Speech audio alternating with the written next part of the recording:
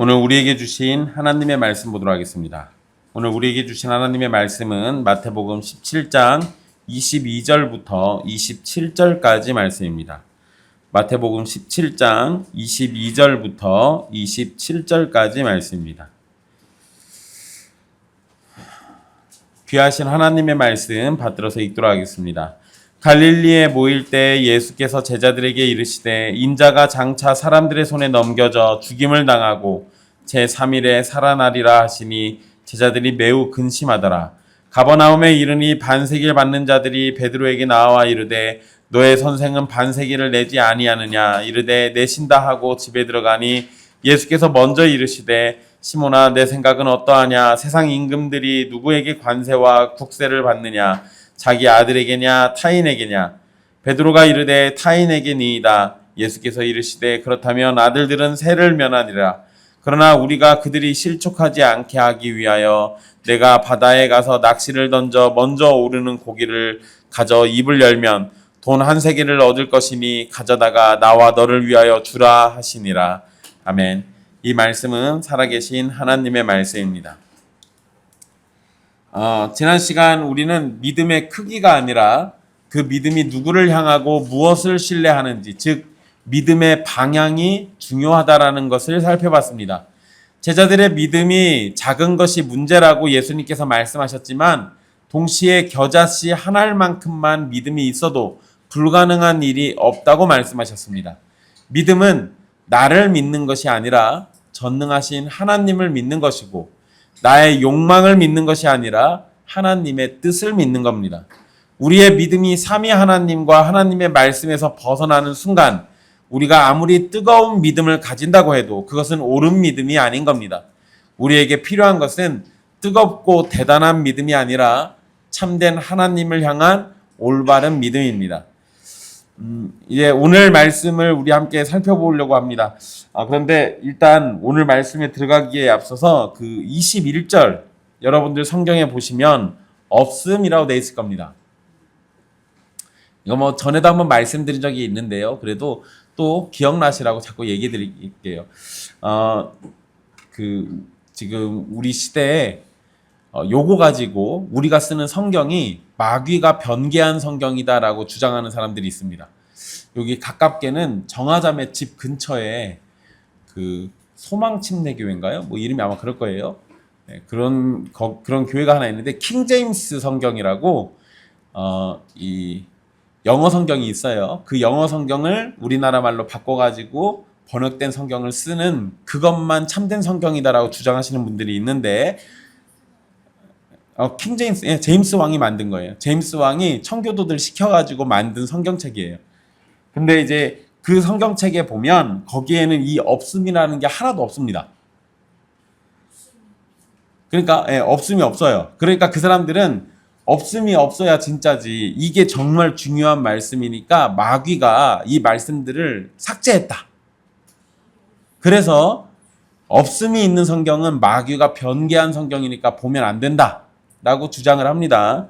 근데 여러분 아마 여러분들 성경에 보시면 저 없음 옆에 조그맣게 숫자가 써 있을 거예요.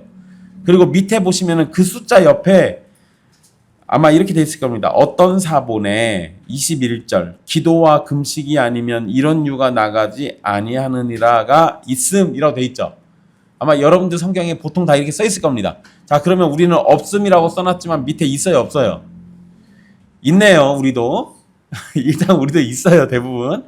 근데 여러분 요거는 그러면 뭔 차이냐면 킹제임스 성경이 참고했던 이 성경책 그 원어 성경책이 있을 거 아니에요. 그 사본이 조금 뒤에 발견된 거고 지금 우리 성경을 번역하는데 기초가 된 사본은 더 옛날 겁니다. 그럼 여러분 사실 성경 원본은 없어요. 다 복사한 필사본들이에요. 베껴서 쓴 필사본들. 이랬을 때 여러분 어떤 것이 원본에 더 가깝다라고 생각할 수 있는지 생각해 보세요. 원본하고 가까운 시대 것이 더 원본에 가깝겠습니까? 아니면 원본과 멀리 떨어져 있는 게 원본하고 가깝겠습니까? 상식적으로는 원본과 가까이 있는 게 원본에 더 가까워요. 그러니까 우리가 여기다가 없음이라고 해놓은 이유는 뒤에 나온 사본에는 이게 있는데 더 옛날 사본에는 이게 없어요. 그러니까 아마도 이게 없는 것이 맞는 것 같다라고 해서 이렇게 해놓은 거예요. 그러니까 이것이 있고 없고 가지고 사탄이 변경했다 안 했다 이런 걸 따지고 들 필요는 없는 겁니다. 거기다가 우리 성경에 써 있잖아요. 있기는 있잖아요. 그러니까 정 보고 싶으시면 밑에 보시면 돼요. 일단 요거는 상식적으로 알아두십시오. 자, 우리 22절 말씀부터 한번 쭉 오늘 말씀 살펴보도록 할게요. 22절의 시작은 갈릴리에서 예수님이 제자들과 함께 만나는 장면입니다.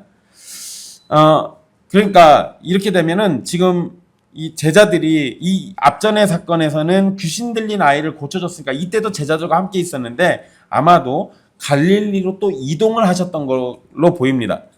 자, 이런 상황 가운데 예수님은 제자들에게 자신이 사람들의 손에 넘겨져서 죽임당하고 3일 후에 살아날 것을 말씀하셨습니다. 자, 예수님은 빌립보 가이사랴에서도 하셨던 말씀을 지금 다시 떠올리도록 예언의 말씀을 주신 거예요. 자, 그런데 여기에 보시면 22절에 인자가 장차 사람들의 손에 넘겨져 라고 할 때 장차라고 이렇게 번역된 표현이 있습니다. 이게 우리 한글 성경에는 장차 이렇게 번역해놨는데 이 단어의 원어 뜻이 뭐냐면 뭐뭐 하려 하다라는 의미예요.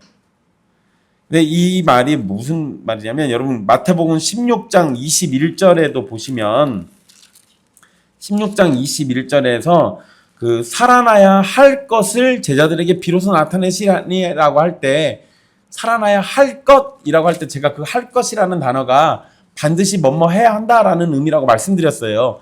그거하고 비슷한 의미예요. 같은 단어는 아닙니다. 그런데 비슷한 의미로 여기 장차라고 번역된 말도 앞으로 해야 할 일을 의미하는 거예요.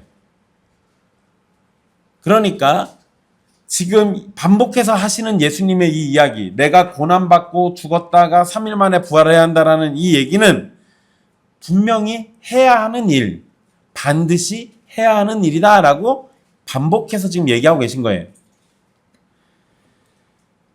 예수님은 여기에서도 그러니까 하나님의 뜻이 분명하게 있고 그 뜻을 따라서 자신이 이렇게 해야 한다라는 사실을 명확하게 제자들에게 표현하고 계신 겁니다.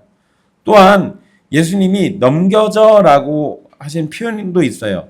22절 제일 마지막이에요. 근데 사람들의 손에 넘겨져라고 할 때 그 넘겨져란 말이 수동태로 쓰여졌습니다. 그러니까 사람들의 손에 넘겨지는 것은 하나님의 뜻이라는 사실을 다시 한번 밝히고 계신 거예요. 결국 22절의 짧은 구절 안에서 예수님은 인자가 사람들의 손에 넘겨져서 죽임당하는 것이 하나님의 크신 계획임을 분명하게 알려주고 있는 겁니다. 근데 여러분 여기에 언어 유희가 하나 숨겨져 있는데요. 인자가 사람들의 손에 넘겨지잖아요. 인자, 곧 사람의 아들이 사람들의 손에 넘겨집니다. 사람을 구하려고 참 사람이 되신 예수님이 사람들의 손에 의해서 죽게 돼요.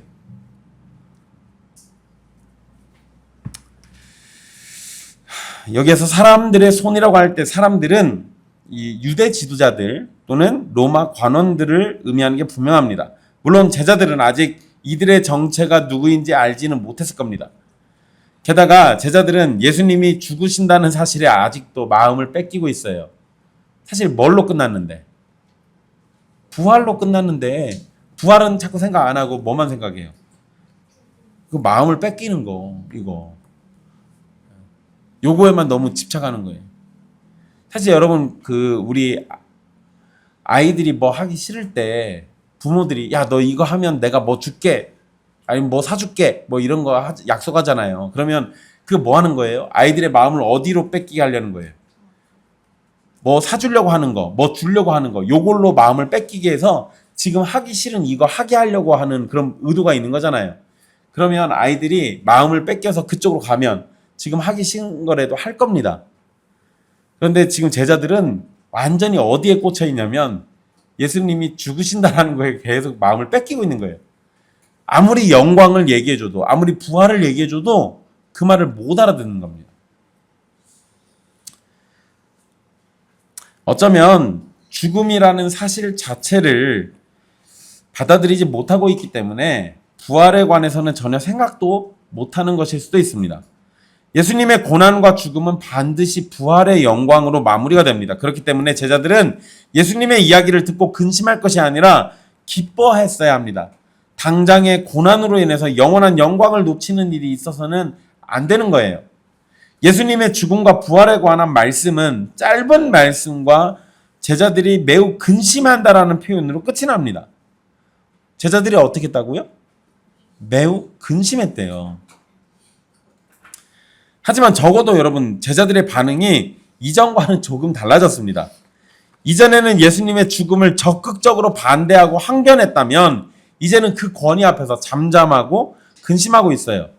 물론 여전히 부활의 영광을 보지 못하는 영적 미숙함을 가지고 있습니다. 그러나 중요한 것은 제자들의 상태가 아니에요. 제자들이 근심을 하든 말든 어차피 이 일은 반드시 일어나요.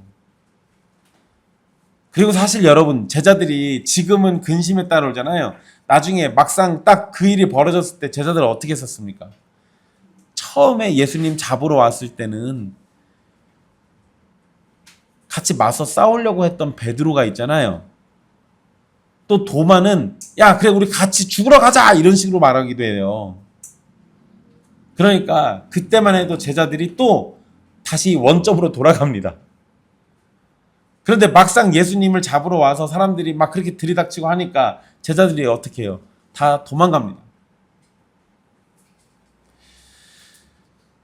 제자들의 상태가 조금씩 나아지는 것처럼 보이지만 결국은 원점으로 다시 돌아가요. 그런데 중요한 건 그런 제자들을 예수님이 버리지 않으세요. 그래서 은혜라고 말하는 겁니다. 이런 연약하고 더딘 제자들을 예수님께서 포기하지 않으시고 계속해서 가르치고 계신다는 사실, 이게 사실 훨씬 더 중요한 겁니다. 우리의 믿음 생활도 마찬가지예요. 넘어지고 근심할 때라도 주님은 우리를 인내로 이끌고 계시다는 사실을 기억해야 합니다. 24절 말씀에 보면 이제 장소가 바뀝니다. 가버나움. 가버나움은 베드로의 집이 있는 곳이고요. 그리고 예수님이 활동하셨던 주요 무대입니다. 그러니까 가버나움은 주로 활동했던 그 장소로 다시 돌아왔던 거예요. 그런데 여기에서 반세겔 받는 자들이 등장합니다. 반세겔 받는 자. 이 말은 세금을 걷는 사람들을 의미하는 말이에요. 세금 걷는 자들. 그러니까 세금 징수원을 얘기하는 거겠죠. 그리고 반세겔로 번역된 헬라어 단어는 두 드라크마예요. 그러니까 반세겔이 두 드라크마. 그냥 이렇게 이해하시면 돼요. 자, 여기에서 이 세금 걷는 사람들이 등장을 하는데 어떤 세금인지에 관해서는 논쟁이 좀 있습니다. 일부 학자들은 로마가 걷는 일반적인 세금이다라고 주장하는 사람들도 있긴 한데요.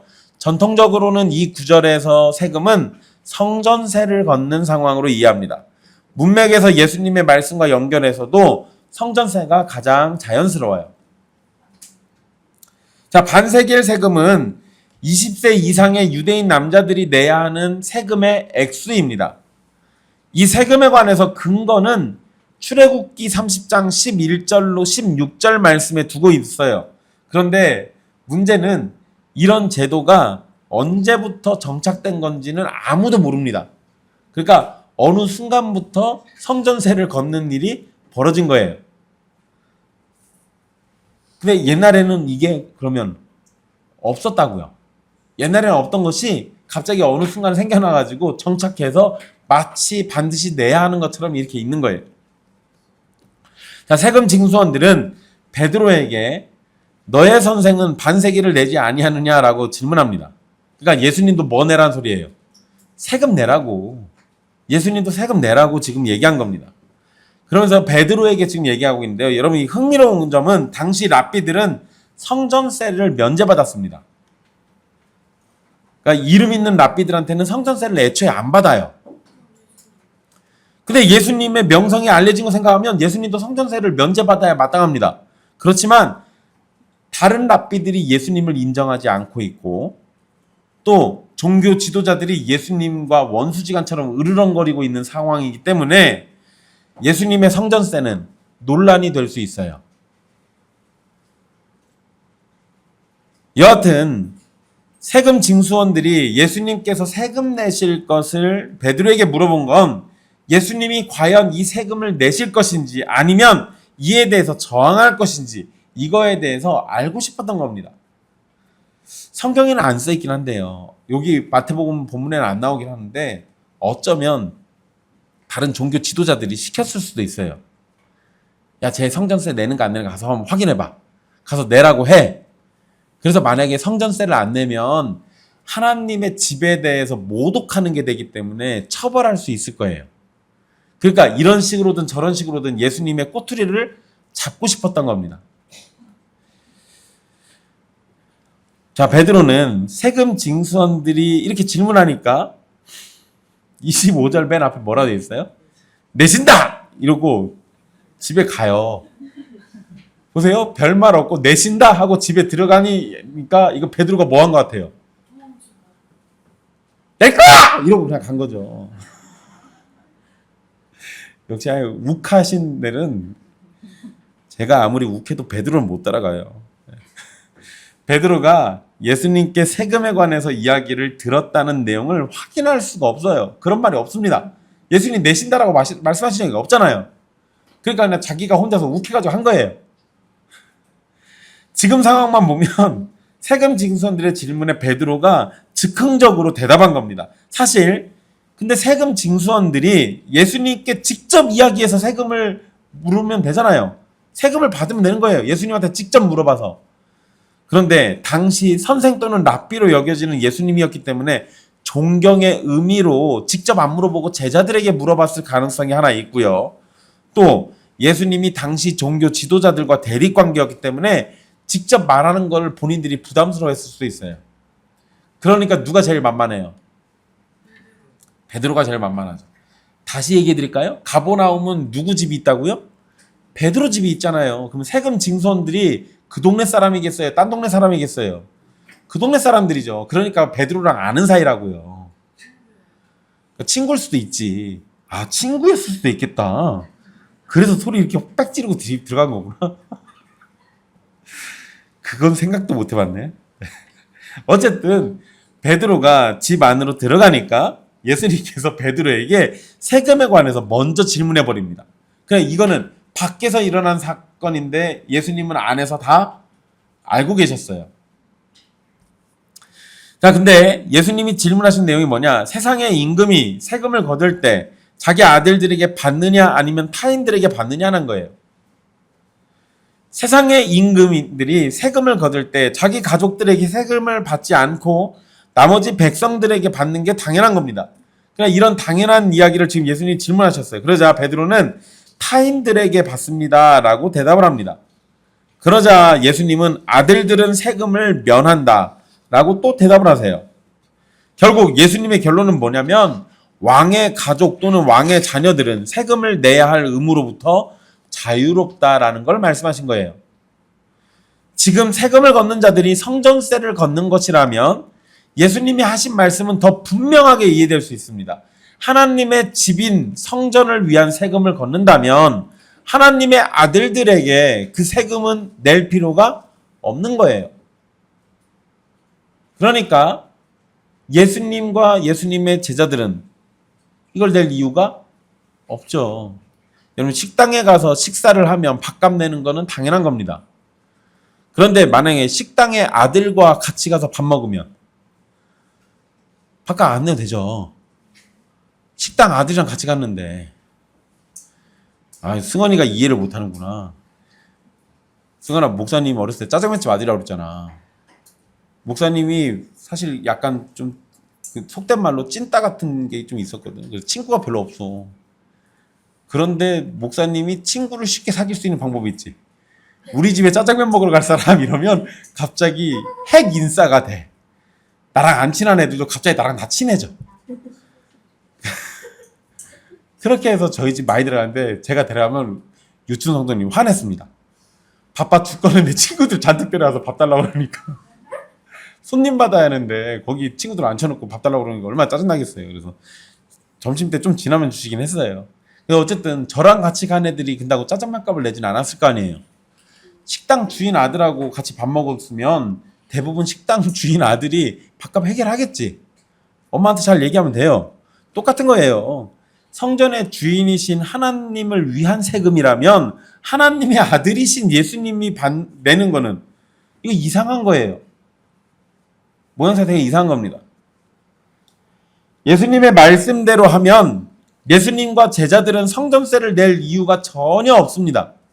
하지만 예수님은 뭐라고 얘기하셨냐면 27절에 그러나 우리가 그들이 실족하지 않게 하기 위하여 라고 얘기해요. 실족하지 않게 하기 위해서 성전세를 내자라고 말씀하셨습니다. 예수님의 제자들은 유대교라는 틀이 아니라 예수님으로 인해서 이제 하나님의 나라를 살아가는 하나님의 백성입니다. 하지만 그들은 여전히 유대인들 가운데 살고 있고 지상의 체제 안에 살고 있는 거예요. 그래서 예수님은 지상에 살고 있는 자들이 실족하지 않게 하기 위한 목적으로 성전세를 내자라고 말씀하신 겁니다. 예수님이 성전세를 내지 않는다면 그것은 저들에게 예수님을 거부할 새로운 이유가 될 것이에요.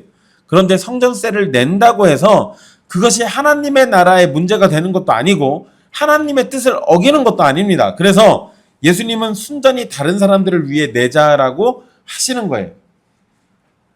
여러분 여호와의 증인들이라고 들어보셨죠? 여호와 증인들이 군대를 안 가요. 남자들이. 걔네가 군대 안 가는 이유가 뭔지 아십니까? 그냥 여러분들 집총 거부라고만 들어보셨을 거예요. 근데 걔네들이 군대를 안 가는 주된 이유는 우리는 하나님 나라의 군사지 대한민국의 군인이 아니다는 거예요. 그러니까 하나님의 나라를 위해서는 싸워도 대한민국을 위해서는 싸울 수가 없다. 그래서 총을 드는 거를 거부한다는 거예요. 그러니까 그래서 여호와 증인들은 군대 안 가고 대신에 이제 요새는 딴 걸로 많이 빠져요. 산업체로 간다든지 뭐 이렇게도 가고요. 군대 안 가면은 그 군 거부하면은 교도소로 가죠. 근데 그렇게 갔다 와도 괜찮대요. 그렇게 갔다 오면 순교자 대우를 받는답니다. 뭐 그것과 관련해서 또 다른 얘기들이 있는데 그거는 다음에 해드리고요. 어쨌든 그 사람들이 이야기하는 거에 원형을 따지고 보면 사실 우리랑 크게 다르진 않습니다.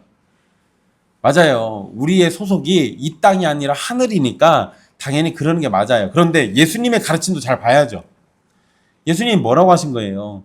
세상 사람들을 실족하지 않게 하기 위해서 우리가 할 수 있는 거 해주자 이 얘기예요. 그러니까 이런 논리를 놓고 보면 비록 우리가 천국의 백성이다 할지라도 해줄 수 있는 거는 죄가 안 되는 선에서는 얼마든지 해줄 수 있다라는 거예요. 예수님의 이러한 자세는 하나님의 나라와 복음을 위해서 자신들이 누릴 수 있는 권리나 특권을 포기하고 하나님의 영광을 위한 선택을 할 것을 알려주시는 겁니다.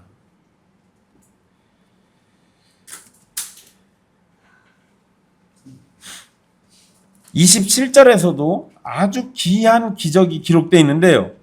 예수님은 자신을 위해서 기적을 행하시지 않았었습니다. 그런데 여기에서는 자신과 베드로를 위해서 기적을 행하십니다. 딱 한 번 있는 일이에요. 베드로에게 낚시를 해서 물고기를 낚으면 돈 한 세겔이 있을 거니까 그것으로 자신과 베드로를 위한 세금을 내라는 겁니다.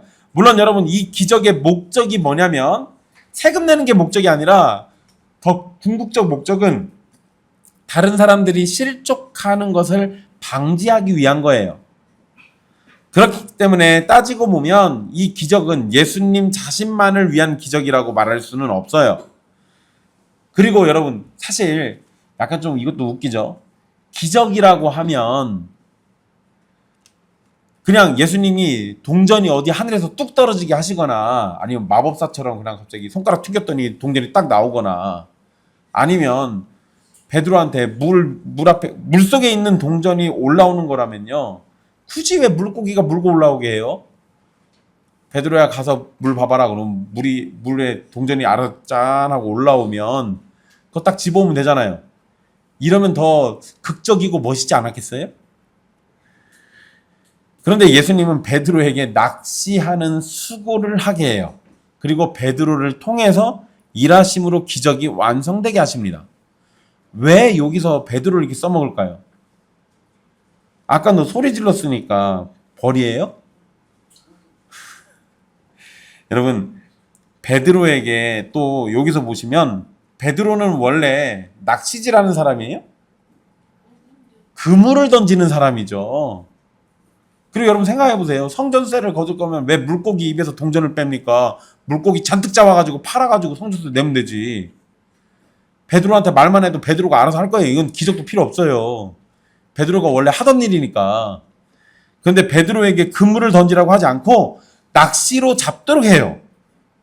그건 뭐냐면 딱 필요한 만큼만 얻으려는 의도가 있는 거예요. 이 기적은 자녀들의 필요를 공급하시는 하나님 아버지의 은혜로우심을 보여주는 사건입니다. 사실 요거에 집중하셔야 돼요. 기적에 집중하시지 마십시오. 기적이 가리키고 있는 하나님 아버지의 은혜로우심에 집중해야 돼요. 예수님과 제자들은 거기다가 공동으로 관리하던 돈도 있었습니다. 돈꽤 맡은 자가 누구였죠? 가룟 유다. 봐봐요. 가룟 유다 뭐 갖고 있다고요? 돈을 모아놓은 상자. 돈꾀가 있다니까요. 그러니까 예수님이 원하시면 그냥 그 상자에서 돈 빼가지고 성전세 낼 돈으로 쓰시면 돼요. 하지만 베드로에게 물고기를 잡아서 내도록 하신 것은 이렇게 하나님 아버지께서 자녀들의 필요를 채워주시고 공급해 주신다라는 사실을 깨닫도록 하기 위함입니다. 그리고 하나님은 물고기의 입을 통해서도 우리에게 공급해 주시는 분이라는 것을 다시금 확인시켜 주는 거예요. 하나님은 우리의 것을 착취하는 분이 아니라 우리의 필요를 채워주시는 분이십니다. 하나님은 아버지이시기 때문에 자녀인 우리를 언제나 돌보시는 거예요. 여러분, 이단들이나 사이비나 가짜 목사와 같은 사람들은요, 착취하려고 합니다. 특징이 그래요. 반드시 성도들을 착취합니다. 그런데 진짜 하나님의 백성들, 하나님이 세운 하나님의 종 또는 하나님의 뜻은 착취가 아니에요. 자기 백성들에게 공급하시는 거지. 하나님이 도대체 뭐가 부족해서 여러분들을 착취하십니까? 은도 내 것이고 금도 내 것이라고 말씀하시는 분인데 뭐가 부족해서 여러분들한테 돈을 요구하겠어요? 여러분들에게 만약에 주님이 어떤 물질을 요구하시는 거라면 그거는 그걸 통해서 더 많은 것들을 공급해 주시려는 목적이 있는 거예요. 다시 잘 기억하십시오. 하나님은 착취의 하나님이 아니라 공급의 하나님이십니다. 신앙은 무거운 짐을 짊어지는 것이 아니라 우리의 필요를 채워주시는 하나님의 사랑을 누리고 하나님의 영광을 예배함으로 나아가는 겁니다. 자, 오늘 말씀을 보면 제자들은 여전히 예수님이 십자가의 죽음을 알려주실 때 예수님의 말씀을 이해하지 못하고 있습니다. 하지만 그들의 반응이 점점 변하고 있음을 우리는 알 수 있어요. 또한 제자들이 근심하는 걸 보면 적어도 최소한으로 생각할 때 제자들이 왜 근심했겠습니까? 예수님을 사랑하니까. 예수님에 대한 애정이 있으니까 근심하죠. 우리가 사랑하는 이분이 죽는데 그러니까 근심하죠. 제자들이 받아들여야 할 것은 자신들의 애정보다 하나님의 뜻이 우선하고 자신들의 생각보다 하나님의 계획이 우선한다라는 겁니다. 이러한 점에 자신들을 쳐서 복종시키는 과정이 필요한 겁니다. 믿음과 소망과 사랑, 그 중에 제일이 뭐라고요? 사랑이죠. 그죠? 사랑이 최고입니다. 그런데 여러분, 여기에서 사랑이 하나님의 뜻과 상관없는 사랑이라면 그건 아무것도 아니에요. 하나님의 뜻을 거스르는 사랑이라면 그거는 진정한 사랑이 아니에요. 예수님을 향한 사랑으로 예수님의 죽음을 받아들이지 못하는 것은 지극히 인간적인 모습입니다. 하지만 그런 제자들에게 부활과 영광에 관해서 가르쳐 주셨음을 기억해야 합니다. 제자들은 자신들이 가진 예수님을 향한 사랑의 감정보다 하나님의 뜻에 굴복하는 것을 더 배워야 하는 거예요.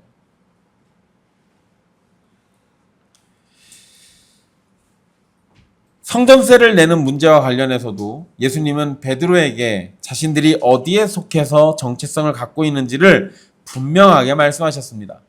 마태복음에서는 아버지라는 단어로 하나님과 우리의 관계를 자주 표현합니다. 즉 하나님의 아버지 되심은 우리의 믿음과 기도 그리고 신앙 전반의 방향을 인도합니다. 우리는 우리를 사랑으로 돌보시며 동시에 우리의 순종을 기대하시는 아버지 하나님의 사랑을 받는 자녀들이에요. 우리가 이런 자녀가 될 수 있는 것은 예수님과 하나님 아버지의 관계에 기초하고 있습니다. 예수님 안에서 택하심을 받은 우리는 하나님의 자녀로 불리게 되는 거예요. 물론 우리는 육신의 아버지가 있고 우리는 이 땅에 속해서 살아가는 지상 국민의 시민입니다.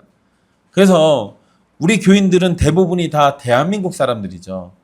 그러니까 우리는 대한민국이라는 이 땅의 나라의 소속을 가지고 있어요. 하지만 예수 그리스도 안에서 부르심을 받고 구원의 은혜를 받은 사람은 만왕의 왕이신 영원한 아버지가 계시고 하나님 아버지의 나라를 상속받는 하늘의 시민이기도 합니다. 우리의 삶은 이러한 정체성 위에서 시작돼야 하는 거예요. 엄밀히 얘기하면 대한민국 백성이 우리에게 앞섭니까? 아니면 천국 백성이 앞섭니까? 우리에게는 천국 백성이 훨씬 앞서요. 둘 중에 하나를 선택해야 한다라고 하면 대한민국 백성은 우리가 잠시 나그네로 왔다가 스쳐 지나가는 거예요. 우리의 영원한 본향은 하늘나라죠. 그러니까 우리는 천국 백성으로 살아야 하는 거예요. 이렇게 놓고 보면 대한민국이 우리를 얽어맬 수 없어요. 이게 맞는 겁니다. 그런데 여러분 여기서 잘못 나가면 정과운이 되는 거예요. 여기서 방향을 잘 잡으셔야 합니다. 우리의 정체성은 땅에 속한 사람이 아니라 하늘에 속한 하나님의 백성이라는 겁니다. 우리가 하나님 나라 백성이 된 순간 우리는 세상의 의무로부터 자유로운 존재가 됩니다.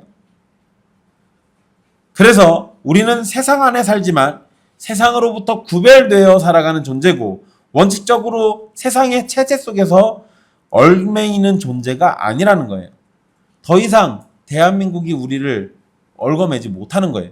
왜? 우리는 우리의 진정한 왕이신 하나님 나라 백성이니까. 그래서 우리에게 규칙이 되고 통제가 가능한 것, 우리를 통제할 수 있는 것은 하나님과 하나님의 말씀 외에는 없는 겁니다.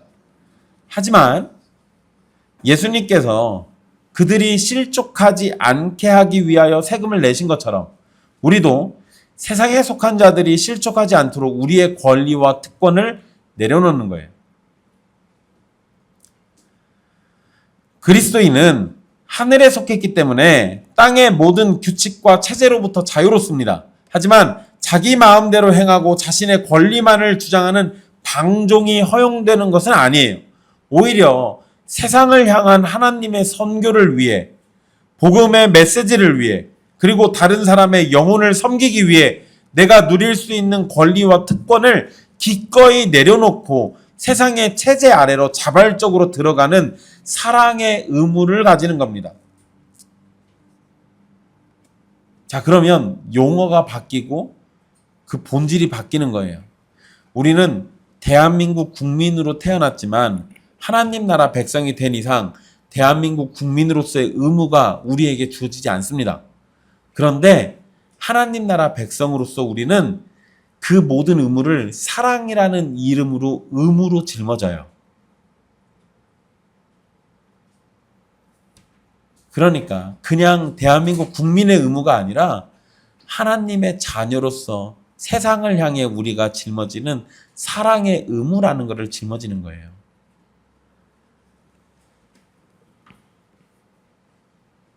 그리스도인이 국가 권력과 국가의 법에 따르는 것은 세상 권력이 두려워서가 아니라 하나님의 대리인으로서 우리가 전하는 메시지의 걸림돌이 되지 않게 하기 위함입니다. 우리가 세금을 내고 법을 지키는 것은 사랑과 섬김의 마음으로 하는 것도 여기에 포함되는 거예요. 기본적으로 사람들은 세금을 내는 것이 부당하다라고 느껴질 때가 많습니다. 하지만 국가는 국민이 낸 세금을 바탕으로 국민을 위한 일을 하는 거죠. 물론 악한 정부나 악한 관료들을 만나게 되면 우리가 낸 세금은 올바르게 사용되지 못하고 남용되고 착취되는 일이 벌어질 수도 있습니다. 이런 경우 우리가 속한 나라는 심각한 문제가 넘쳐나게 될 것이고 교회와 성도의 삶에도 영향을 끼치게 됩니다. 좋은 정부와 착한 관료를 만난다고 해도 우리가 낸 세금이 우리를 위해서 사용되지 못하는 경우가 있습니다. 그래서 우리는 어떤 정부와 관료를 만나도 사실상 완전한 만족이라는 것을 누리기가 어려워요. 그러나 신자는 세상에 소망을 둔 존재가 아니라 하늘에 소망을 두고 있기 때문에 어떤 경우나 형편을 마주한다 하더라도 절망과 낙심보다 소망과 위로를 품게 되는 겁니다. 왜냐하면 물고기를 통해서도 성전세를 내도록 도우시는 신실하신 하나님이 계시기 때문이에요. 그리고 예수님이 내신 성전세는 여러분 그 성전세 내면 그 돈 누가 쓰겠어요? 그거 누가 쓰겠어요? 그쵸, 제사장들이 쓸 거예요. 성전세니까. 네, 여러분 그 제사장들이 나중에 뭐 하죠? 예수님 죽여요. 예수님이 내신 성전세는 예수님을 죽이는 유대 종교 체제의 재정으로 사용되었을 겁니다. 결국 예수님의 성전세는 예수님을 죽이는데 직접적으로 사용됐을 수도 있어요.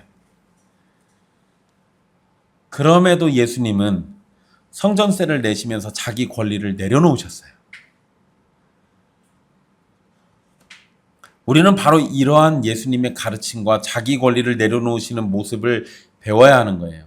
하나님은 천국 백성, 천국에 속한 자녀들의 삶을 책임져 주십니다. 그들의 필요를 채워주시고 놀라운 일들로 공급해 주시는 분이세요. 예수님이 베드로에게 낚시로 물고기를 잡아서 세금을 내도록 하신 것은 기적을 일으키시는 것이 목적이 아니라 우리를 돌보시는 하나님이 계심을 깨닫도록 해주는 게 직접적인 목적이에요. 그리고 굳이 베드로한테 시킨 거는 베드로에게 낚시를 직접 하도록 하신 것은 그 명령에 순종하듯 하나님을 의존하고 그분께 순종할 것을 가르쳐 주시는 거예요. 조금 전에 생각 없이 대답했던 베드로에게 믿음으로 순종할 기회를 다시 주시는 예수님을 보십시오. 방금 전에는 믿음으로 얘기한 게 아니었어요. 그냥 욱해가지고 했던 말을 한 겁니다. 그러니까 막 아무 말을 하고 나오는 거죠. 그런데 그런 베드로에게조차 예수님은 믿음 안에서 순종할 기회를 다시 주세요. 주님은 우리의 실수를 책망만 하시고 끝내는 분이 아니라 그 실수의 자리에서 다시 우리를 부르셔서 하나님 나라의 놀라운 일에 동참하게 하시는 은혜를 베푸시는 분이세요. 그래서 우리가 다른 신들 다 제껴두고 우리 하나님 믿는 거라고요. 우리 예수님 믿는 거예요. 우리의 실수를 해결해 주시고 우리의 부족함은 덮어주시고 우리가 멈춰서면 우리를 이끌어 주시고 우리가 잘 모르면 가르쳐 주시고 우리 예수님이 이런 분이라고요. 그렇기 때문에 참된 신자는 더 많은 것을 달라고 요구하기보다 모든 필요를 채우시는 하나님을 전적으로 의존하고 신뢰하는 그러한 모습을 보이는 겁니다. 우리의 삶은 좋은 정부와 착한 관료들로 인해서 세워지는 것이 아니라 하늘에 계신 우리 아버지로부터 공급을 받을 때 평안을 누리게 되는 겁니다. 사랑하는 형제 자매 여러분, 우리는 만왕의 왕이신 하나님의 존귀한 자녀들입니다. 우리가 예수 그리스도의 이름 안에서 구원의 은혜를 얻은 순간 우리의 정체성은 세상이 줄 수 없고 세상이 억압할 수 없는 참된 자유를 누립니다. 그러나 참된 신자는 자신이 가진 자유를 복음과 하나님의 나라를 위해 그리고 참된 사랑의 실천을 위해 기꺼이 포기하거나 내려놓고 세상의 질서에 자발적으로 동참하고 협력하며 순종의 모습을 보이는 겁니다.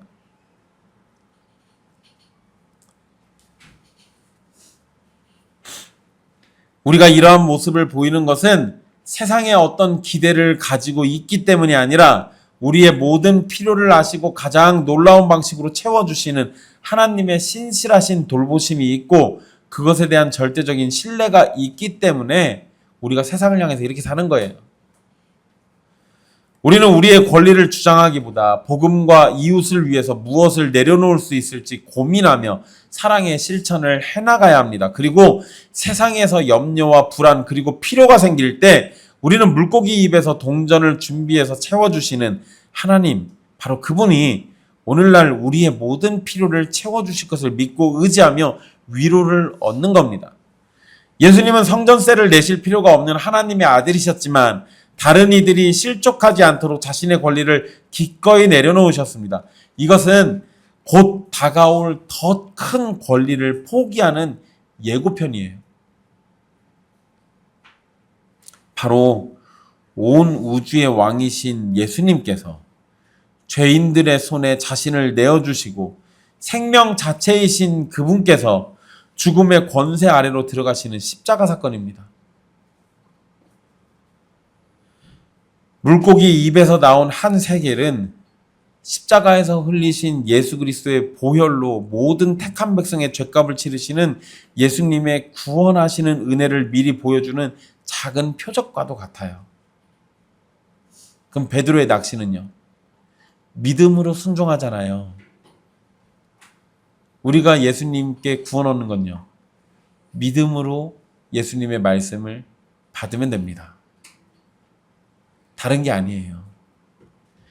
이러한 은혜가 있으니 우리는 복음과 이웃을 위해 나의 작은 권리를 내려놓고 십자가의 길을 따라 예수님과 동행하는 겁니다. 그리고 그 길의 끝에 부활의 영광이 있음을 믿고 우리의 모든 필요를 채우시는 아버지 하나님을 신뢰하며 담대하게 믿음의 삶을 살아가는 겁니다.